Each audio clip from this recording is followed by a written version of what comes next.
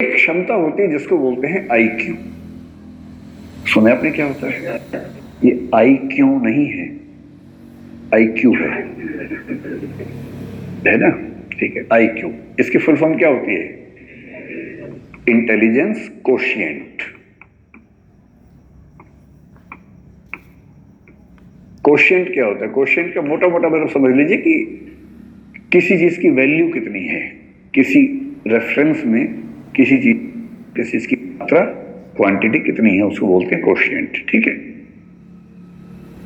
क्योंकि सरल भाषा मतलब है कि आप कितने तार्किक व्यक्ति हैं, आप कितने बौद्धिक व्यक्ति हैं, आपकी जो तार्किकता है, रैशनैलिटी है, आपकी जो रीजनिंग की कैपेसिटी है, लॉजिक की कैपेसिटी है, लॉजिक, रीजनिंग, ये सब शब्द लगभग मिलते, ये क्षमता कितनी है आपके अंदर। और दुनिया के इतिहास में ऐसा कई लोगों ने माना कि सबसे सफल व्यक्ति वही है जिसके अंदर तार्किक क्षमताएं ज्यादा है।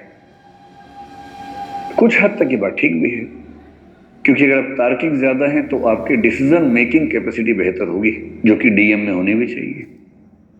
डीएम में क्या है? डिसीजन मेकिंग है ना? क्योंकि फैसले कर रहे हैं, और आपका फैसला केवल आपके बारे में नहीं है, पूरे जिले की जिंदगी के बारे में। 12, 14, 15 साल की सर्विस के बाद आप पूरे राज्य के स्तर पर प्रभावित करने लगते हैं समाज को। और यदि आप सेंटर की डेपुटेशन पर आ गए और 25-28 साल की सर्विस कर चुके हैं, तो आपकी कलम देश के लिए, इसलिए बहुत जरूरी है कि आप सोच समझकर फैसले करें। आपका चीजों को समझने का, फैसला करने का जो प्रोसेस है, उसमें जो तटस्थता चाहिए, ऑब्जेक्टिविटी चाहिए, वो एकदम ठीक हो। ऑब्जेक्टिविटी का मतलब है कि आप फैसले इसलिए नहीं करते कि आपका मूड अच्छा नहीं था, आपकी विचारधारा ये है, आपके मन में ये भावना आ गई अचानक, नहीं। आप फैसला करेंगे तथ्यों के आधार पर, फैक्ट्स, आर्गुमेंट्स, और दुनिया के बाकी देशों में कैसे सिस्टम चल रहे हैं, बाकी राज्यों में कैसे चल रहे हैं, उन सबको स्टडी करेंगे। और उन सबके बेस पर जो सबसे अच्छा आपको लगेगा, या अच्छे को मिलाकर जो बेस्ट लगेगा अपने समाज के लिए, आप उसको अप्लाई करेंगे।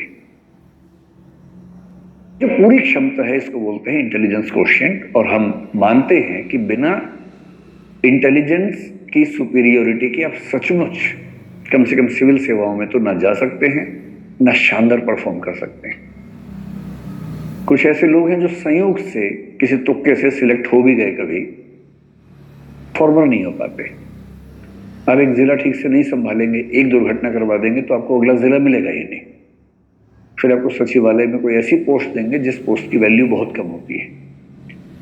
और आईएएस आईपीएस के हर सर्विस में कुछ ऐसी पोस्ट रखी जाती हैं ताकि ऐसे लोग जो सरकार के साथ संगति में नहीं है या जिनकी कॉम्पिटेंस कम है, उन्हें वहां सेट कर इस ना कर सके कि मुझे मेरे पद के अनुसार नहीं कुछ दिया गया, तो उनके लेवल पे पद बना के रखते हैं शंटिंग करने के लिए, कि चुपचाप यहाँ बैठे रहो, नुकसान मत करो कम से कम। क्यों अच्छा होना किसके लिए जरूरी है? जैसे अगर आपको फिलोसोफर बनना हो तो बहुत अच्छे आईक्यू के बिना नहीं बन सकते।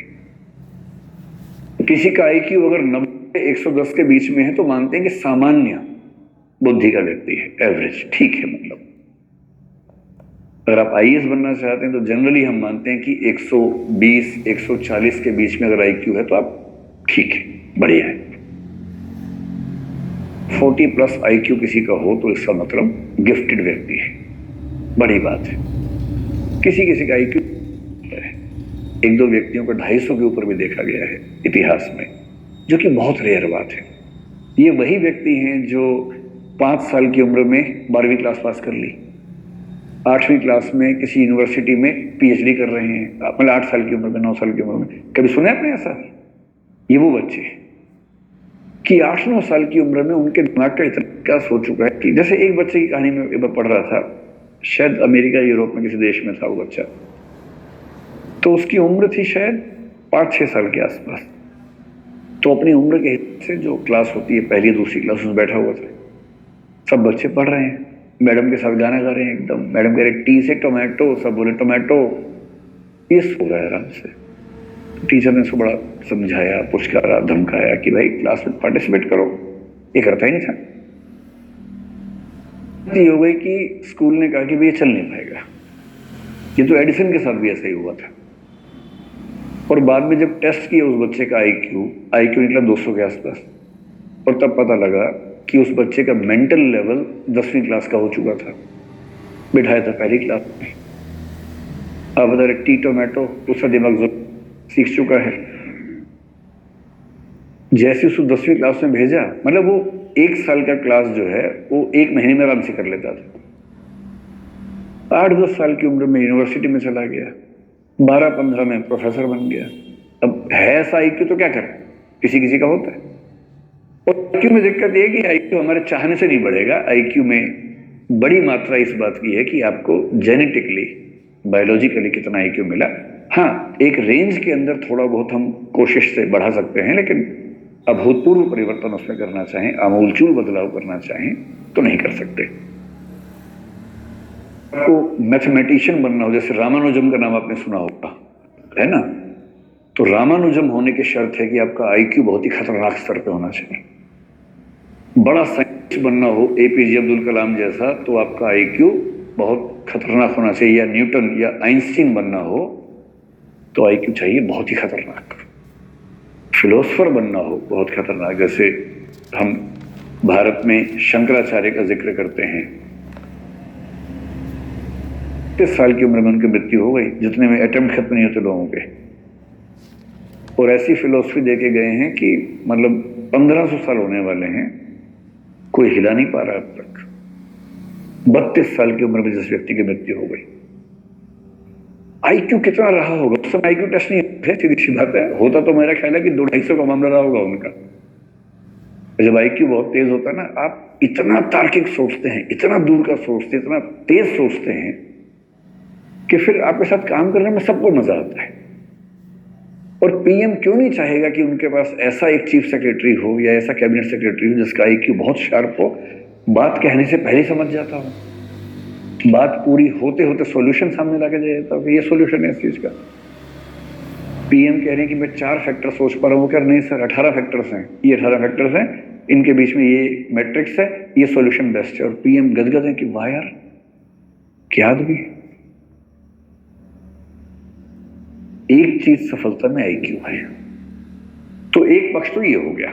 अब आईक्यू से अगर आगे निकलें और देखें कि कौन सी दूसरी चीज है जिस पर आपको गौर करना है, और वो चीज जिसको आप अपने हिसाब से मैनेज कर सकते हैं, तो आपने सुना होगा इमोशनल इंटेलिजेंस। कुछ लोग इसको ईक्यू भी आजकल कहने लग गए हैं, इमोशनल कोशिएंट। ये क्या चीज होती है, कभी आपने इस पर गौर किया है? और ये चीज आपके पाठ्यक्रम में भी है, यूपीएससी में मुझे ही पढ़ाना होता है, वो वाला टॉपिक इथिक्स में आता है। और जो दूसरी चीज है उसको बोलते हैं इमोशनल इंटेलिजेंस, और कुछ लोग इसके लिए एक शब्द करते हैं इमोशनल कोशिएंट। इमोशनल कोशिएंट सुन के कुछ लोग सोचते हैं जो जितना ज्यादा इमोशनल है उसमें उतना ज्यादा इमोशनल कोशिएंट है। ऐसा बिल्कुल नहीं है, हरगिज नहीं है। इसलिए अगर आप बहुत इमोशनल हैं और आपकी पलकों पर हमेशा आंसू तैयार रहते हैं, तो इसका मतलब है कि आपका इमोशनल इंटेलिजेंस का लेवल कम है, न कि ज्यादा है। तो लेकिन इस बात से रोना नहीं है, कहीं इसी बात से भी रोना शुरू कर दें आप, है ना? मैंने सिर्फ ये बताया कि वैसा नहीं हो। मतलब क्या है, आप में से कितने ऐसे बच्चे हैं जो मतलब जरा सा कुछ हो और खटाक से आंसू निकलने लग जाते हैं? हाथ खड़ा करो, शर्मा मत, एकदम शर्माने का कोई मामला है नहीं। बहुत बढ़िया। मुझे खुशी ये हुई कि 5-6 लड़कों ने भी हाथ खड़ा किया, वरना हमारे समाज में एक मान्यता है कि रोने पर क्यों का है, नहीं रोने पर मर्दों। डायलॉग, मर्द को दर्द नहीं होता। उस एक डायलॉग ने भारतीय समाज का नुकसान किया है ना, तो बहुत भारी नुकसान कर दिया।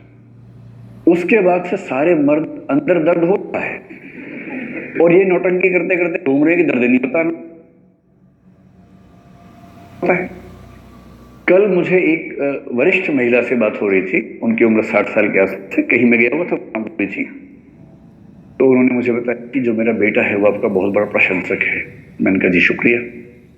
तो आज वो उसे था कि पाने वाले में उसको लेके आती, आज वो आया नहीं। मैंने कहा जी कोई बात नहीं, फिर मिल लेंगे, ऐसा क्या है। तो बोली बड़ा मजबूत बच्चा है, कभी रोता नहीं है। अब मुझे लगा मैं ज्ञान दूं या ना दूं इस समय, क्योंकि अब आप शादी ब्याह में जाके ज्ञान देने लगे, लोग फिर ना भगा देते हैं वहां से। और खाना भी नहीं खाया था उस समय तक मैंने, बिना खाना खाए देते तो बड़ा नुकसान हो जाता है। शादी ब्याह दूल्हा पूछता था, वो तो हम तो पहचान, नाम नहीं आता है, खाना याद रहता है।